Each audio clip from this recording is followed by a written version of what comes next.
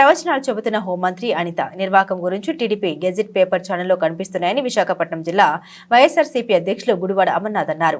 గత ప్రభుత్వ హయాంలో టీటీడీలో అన్ని సమస్యలే ఉన్నట్లు లేనిపోని ఆరోపణ చేశారని, కూటమి పాలనలో హోంమంత్రి పేషి నుండి దర్శనం టికెట్లు, లడ్డూలు, బ్లాక్లు అమ్ముకుంటున్నారని ఆరోపించారు.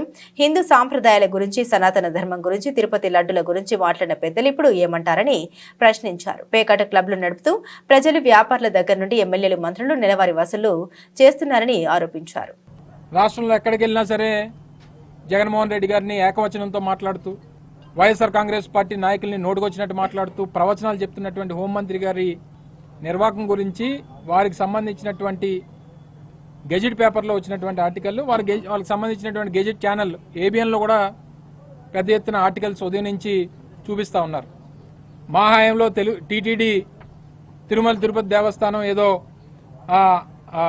ఇబ్బంది పడినట్టు ఆ ప్రాంతం అంతా కూడా, తిరుమల అంతా కూడా లేనిపోయినటువంటి ఆరోపణలు చేసి వారు చేసేటువంటి నిర్వాహకం ఏంటంటే, ఉన్నటువంటి రోజుకి ఎమ్మెల్యేలకి ఒక విఐపీ లెటరు, మంత్రులు అయితే 2 విఐపీ లెటర్స్, అంటే 12 మంది వరకు వారు సిఫార్సు చేయొచ్చు, 12 మందికి దర్శనం కల్పించేటువంటి దాన్ని అమ్ముకుంటున్నారట.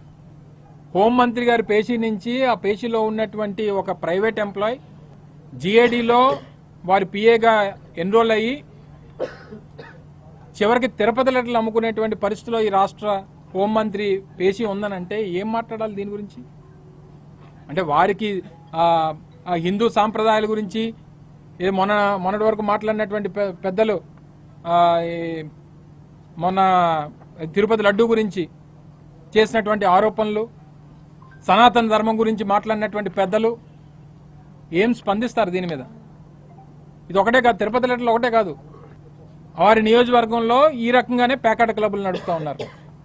వారి నియోజకవర్గంలో ప్రజల దగ్గర నుంచి ట్యాక్సులు కలెక్ట్ చేస్తున్నారు. ట్యాక్సులు అంటే మన గవర్నమెంట్ ట్యాక్సులు కాదు,